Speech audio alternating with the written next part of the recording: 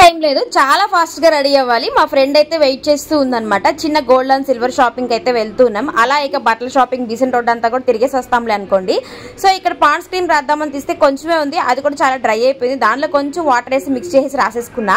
So ఎప్పుడైనా cream అయిపోయింది అనుకోండి, పాండ్స్ పౌడర్ లో కూడా ఇలా వాటర్ వేసేసి రాసుకుంటూ ఉండండి, చాలా బెస్ట్ రిజల్ట్ అయితే ఉంటుంది అనమాట.